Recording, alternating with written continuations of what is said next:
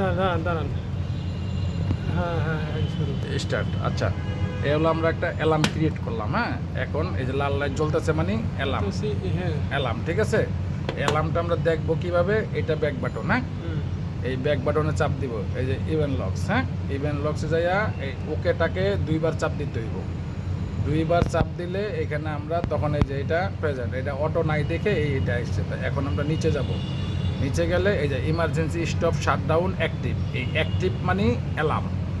আর যেটা ইনঅ্যাক্টিভ থাকবে এটা অ্যালার্ম নাই। হ্যাঁ, যেটা অ্যাক্টিভ থাকবে ওইটাই অ্যালার্ম। এভাবে আমরা তাইলে দেখবো। এখন আমরা এটাকে রিসেট করব। তা রিসেট করতে হইলে তখন কি করতে হবে, রিসেট করতে হলে এই ওকে বাটনটা আবার চাপ দিতে হবে। ওই যে রিসেট লেখা আসছে, রিসেট লেখা হইলে আবার ওকে বাটনটা চাপ দিতে হবে। তাহলে কি হবে, যে এই যে ইনঅ্যাক্টিভ হয়ে গেছে, এখন আর কোনো অ্যালার্ম জেনারেটর নাই, এখন জেনারেটর স্টার্ট হবে।